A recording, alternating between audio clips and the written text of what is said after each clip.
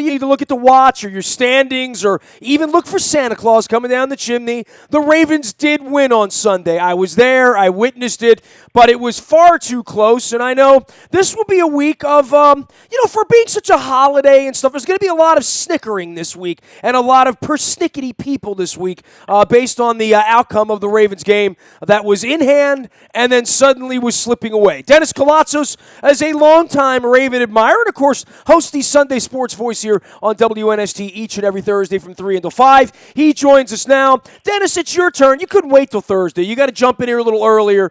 Go ahead and spank him around a little bit because I know you got something to say, and deservedly so, right?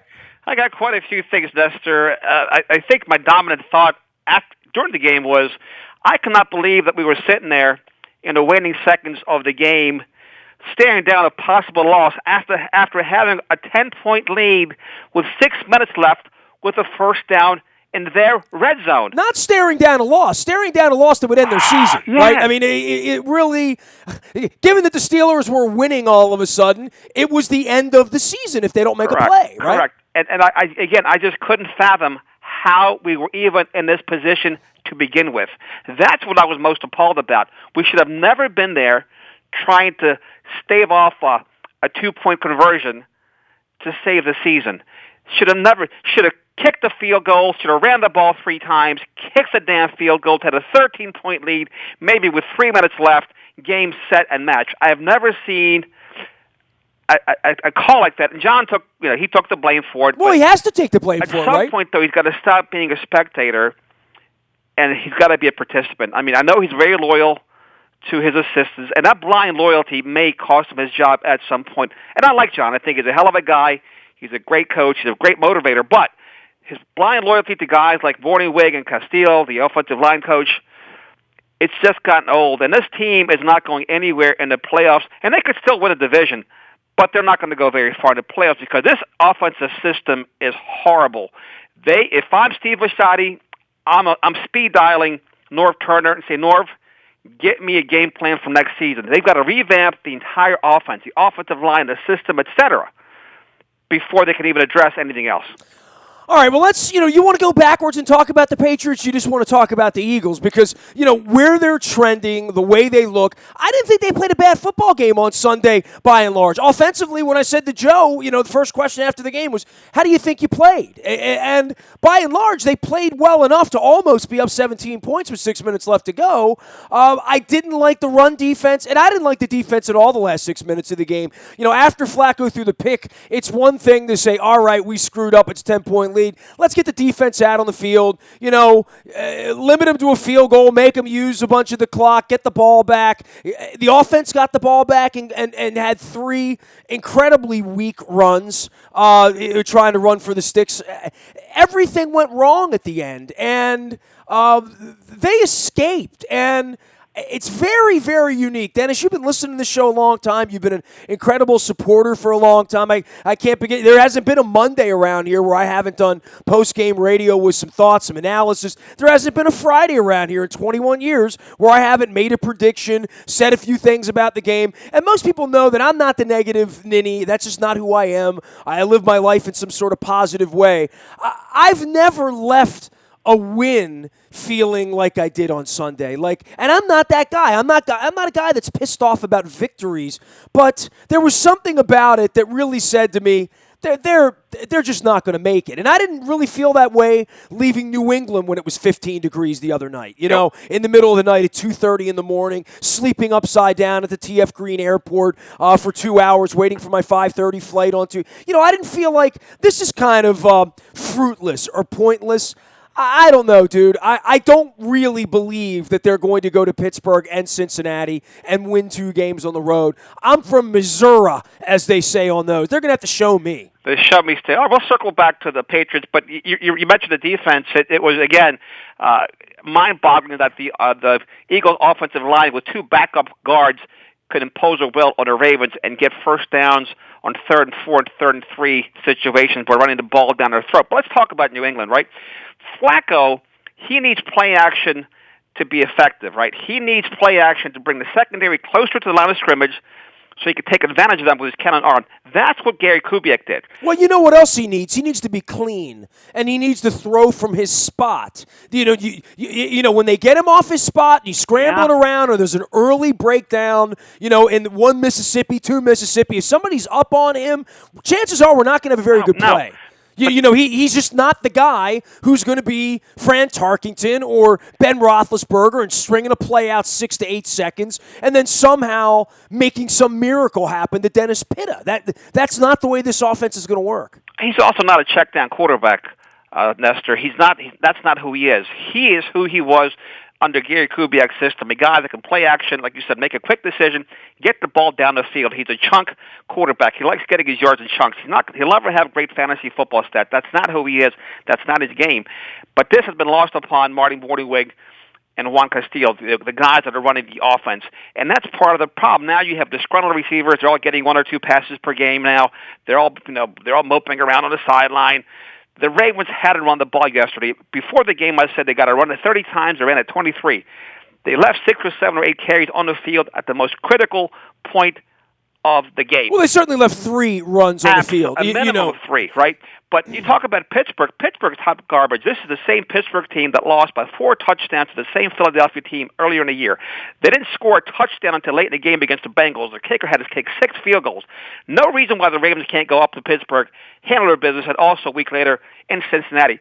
But that's as far as they're going to go. They're not going to. We're fooling ourselves. This offense is not enough to get them anywhere past deep into the playoffs. Well, and we'd like to see them run the ball better, and I think they did on Sunday. But the notion that there's any commitment to the run, I mean, you've got a quarterback who wants to pass the football. You've got receivers who want to catch the football. But in this time of the year and the way they're trying to win these games, I mean, just the fact that up 10 points down at the 10-yard line with 6 minutes left to go in a game where they're just trying to get out of there and get to Pittsburgh, that they could – in any way, I mean, it was like textbook. It was like they're driving. If I turned to Luke, watching the game, if I would have said, well, how are they going to lose this now? I mean, there's 6 minutes left to go. They're up 10 points. They're on the 10-yard line.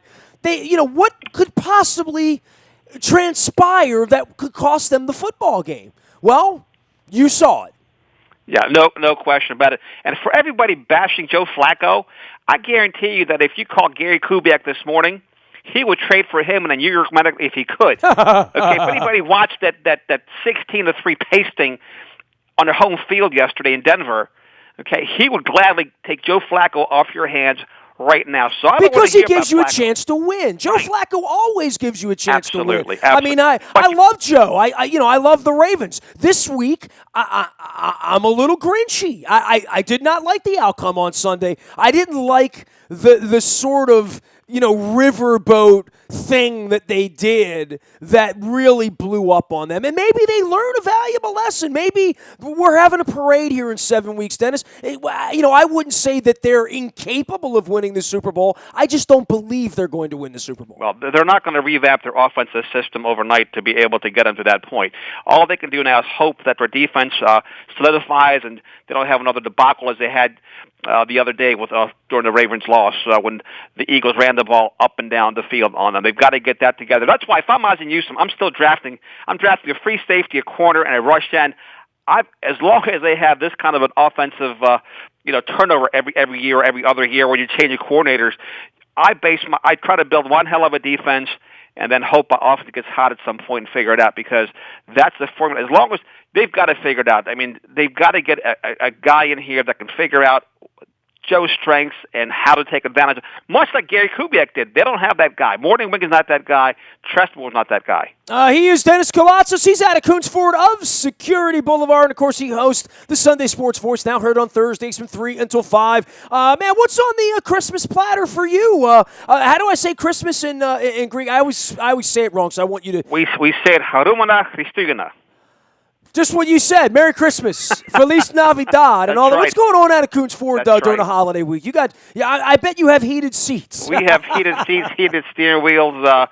any kind of precipitation comes down, we're very well equipped for that. We have over 1,000 brand new cars, trucks, and SUVs on the lot right now. Ford Motor Credit supporting us with 0% for 72 months. Lots of cash on the hood. It's a very festive environment here at Coons Ford of Baltimore. We're selling cars like crazy. People are flying in from all over the country. I see the pictures on social media. It is definitely festive. I would agree with that. I can't make that up. People flying daily from all parts of the country just because we're saving them $3,000, $4,000, $5,000, $7,000. One of my guys just took a Mustang up to Ohio and brought back a Beamer as a trade-in. We do all kind of crazy things, but you know what? In that craziness is a lot of fun, and we make a difference in the community, much just like WNST does. We're making our small difference here and trying to assess all of this week as we get ready for Pittsburgh on Christmas Day. Nestor, one quick thing, Nestor. What about you touched on it a couple weeks ago? What about the fans being absent from the stadium? Yeah. Okay. So I got a whole list of things we can get after here. I know you do. Well, go ahead. You tell me what you think. I was tweeting what I thought. Here's the truth. My wife's been struggling, Yep. I know you know that off the record, with graft versus host disease, her eyes. She finally got her eyes together. Saturday night, I put our tickets up on Facebook and just said, if anybody wants to go to the game, hit me up. Let me know. The weather forecast didn't look good. It looked cold. It looked rainy. And my wife's kind of a trooper. She woke up Sunday morning, didn't think she was going. About 10 o'clock in the morning, she got in the shower. And she said, well, I'll just go over to Jimmy's Tailgate. Now, Jimmy's Greek, so the food's good, right? He had lamb chops, right? So he had lamb chops, he had baklava, he had all this good stuff at his tailgate.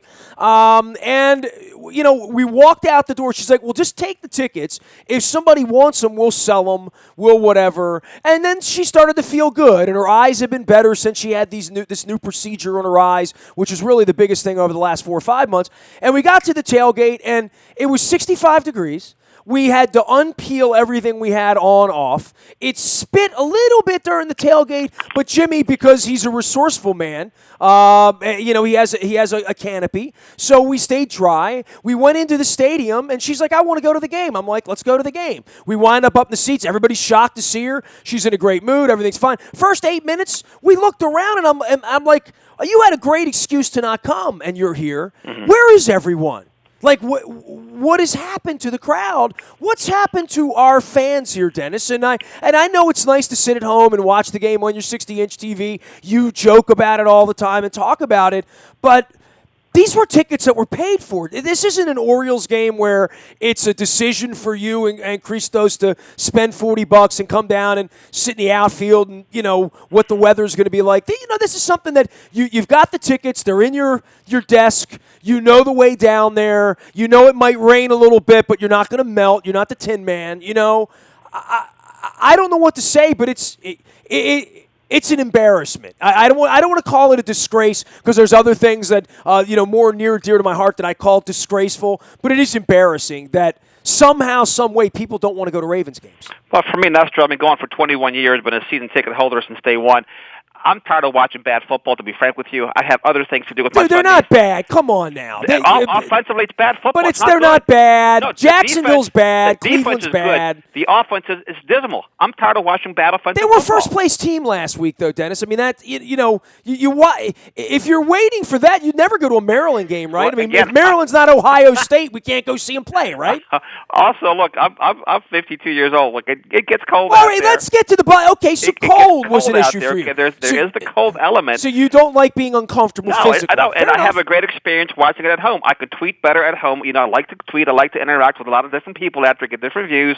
For me, I have a better experience watching it at home. I'm just as passionate as I've ever been. You have more fun at home. I do. I have more fun at home. It's just plain and simple.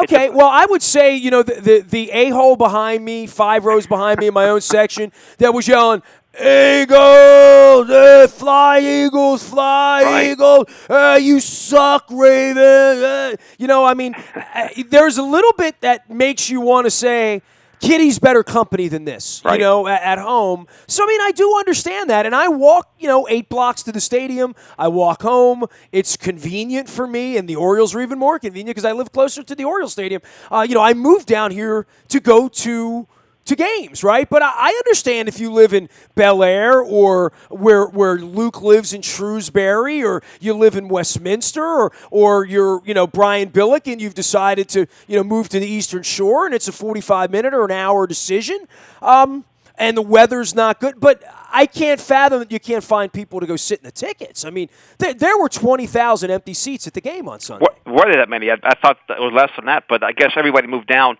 to the bowl closer. No, it was just scattered, Dan. I mean, it was just, wow. It filled in a little bit in the first quarter, but not like my example would be, and I know I didn't get a chance to talk to you last week, and I know you listened to most of what I do around here. I talked about how energetic Foxborough was on Monday night, and not that I was shocked by it, but given in our stadium and even other stadiums, you know, places I've been this year, Dallas and other places. I mean, hell, Dallas has got a built-in something else to do. You know what I mean? It's a mall. You know, it's like when people aren't in their seats, they're out smooching the cheerleaders or doing something, looking at the art on the walls or whatever there is to do there. I mean, in our stadium, thankfully, and I thought about this during the game, I looked up and because I've been to Jacksonville where their TV is the size of the Inner Harbor, and I've been to Dallas where their TV is the size of our stadium, quite frankly. You know, I like the fact that at our game, the game still matters for the people that are there.